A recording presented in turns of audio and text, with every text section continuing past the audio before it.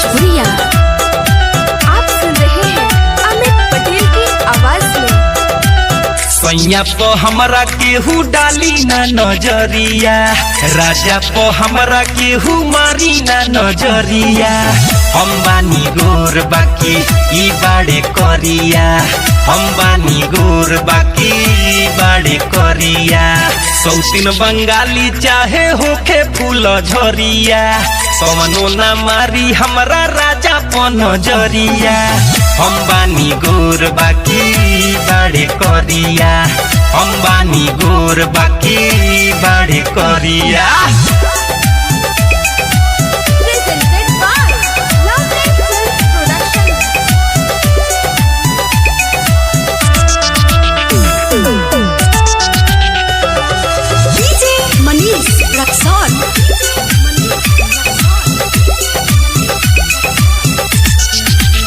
भले समोर बाड़े कोयला के खान हो, हमरा ला राजा हमर बाड़े भगवान हो।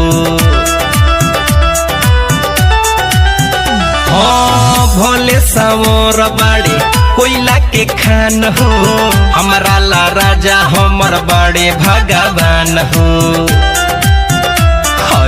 रग रग में बसल बाड़े दिल के ई भीतरिया, रग रग में बसल बाड़े दिल के ई भीतरिया।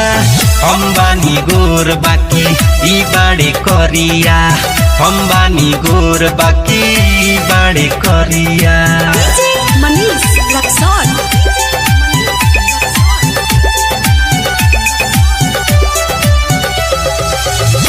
म्यूजिक बाय विकेश भोजपुरिया। आप सुन रहे हैं अमित पटेल की आवाज में। हाँ करी ले नकेला शौख सिंगार हो, इहे तो बड़े दुनिया हमार हो। है करी ले नकेला शौख सिंगार हो, इहे तो बड़े दुनिया हमार हो।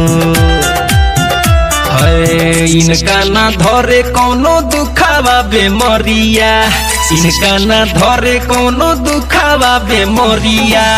हम बानी गोर बाकी ई बाड़े करिया, हम बानी गोर बाकी ई बाड़े करिया।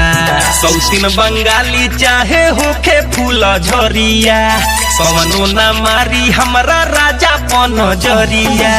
हम बानी गोर बाकी ई बाड़े करिया, हम बानी गोर बाकी ई बाड़े करिया।